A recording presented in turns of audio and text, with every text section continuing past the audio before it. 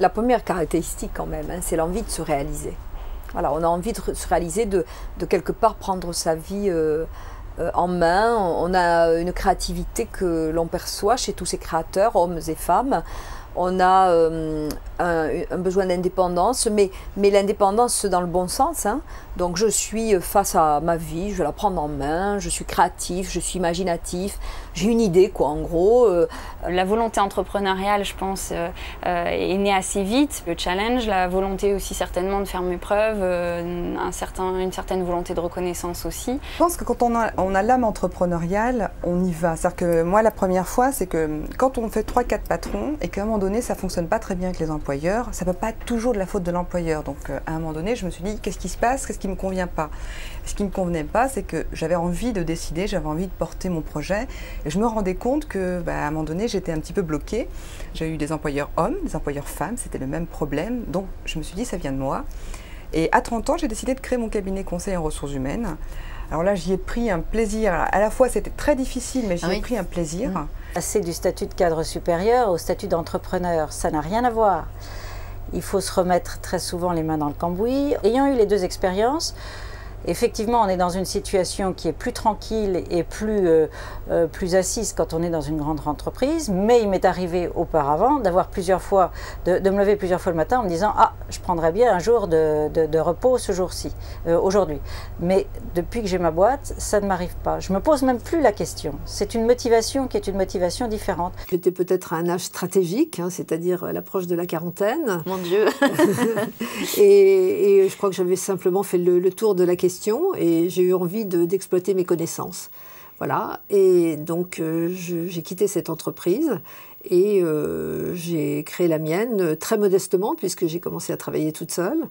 Et puis, au fil de ma réussite, on va dire, et de mon succès, je me suis donc développée, j'ai recruté une première personne et maintenant j'ai 11 personnes qui travaillent avec moi. Je suis fille de chef d'entreprise, donc je suis tombée dedans dès la naissance.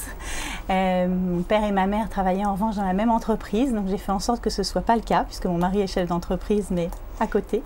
Et donc pour moi, c'était vraiment une évidence. J'envisageais pas une seconde de travailler. Alors j'ai dû bien sûr être salariée. Oui, faire votre expérience. Au début de ma carrière pour apprendre mon métier.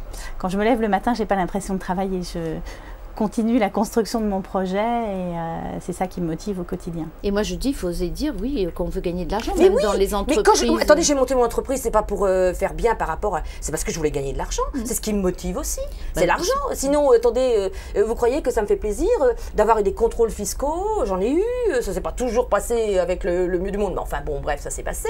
Voilà, bon, c'est pour gagner de l'argent, sinon, je sais pas, je fais partie des œuvres où je fais des dons, ou je ne sais pas, mais non, je travaille pour gagner de l'argent et pour que mes employés en gagnent aussi. Moi, ce que j'aime dans ce métier de chef d'entreprise, c'est ce côté pluridisciplinaire. On est ouvert à beaucoup de choses, on découvre beaucoup de gens avec tout ce que ça comporte, découvre leurs facettes. Et ce qui est important, je crois, pour bien réussir, c'est l'écoute. D'abord, j'étais associée avec mon mari et quand il est tombé malade, il avait un cancer, donc il a été soigné un certain nombre de mois. Ça a pris un certain temps. Donc je gérais déjà l'entreprise alors qu'il était absent. Et puis lorsqu'il est parti, je ne me suis pas posé la question, malgré des pressions familiales qui m'incitaient à arrêter et à vendre. La question ne s'est pas posée. Je ne pouvais pas abandonner des collaborateurs qui m'avaient soutenue.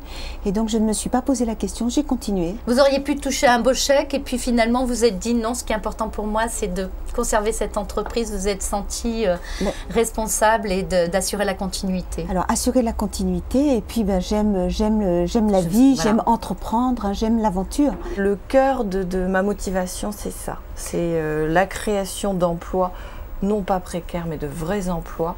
Et puis l'aide qu'on apporte à des gens qui sont dans des situations parfois dramatiques. C'est important, c'est ça, c'est l'épanouissement qu'on peut avoir dans une entreprise. Quand on monte son entreprise, l'épanouissement qu'on a là-dedans et l'épanouissement des gens qui sont avec nous. Je veux dire, moi, ce qui m'intéresse, c'est que les gens qui travaillent avec nous, les collaborateurs qui viennent travailler avec nous, soient aussi contents de ce qu'ils font, soient fiers d'entreprise où ils sont et soient satisfaits. Quand on a cette satisfaction, c'est tout le monde qui est content, c'est une équipe. Sincèrement, c'est de se réaliser à travers quelque chose.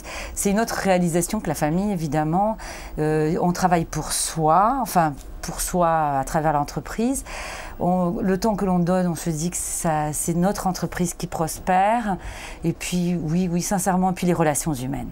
Quoi qu'il en soit, il y a des gens avec qui ça se passera jamais bien, mais on rencontre des clients fort sympathiques, on rencontre des salariés aussi qui ont des besoins, on peut être à l'écoute de tout le monde et puis avancer dans la vie.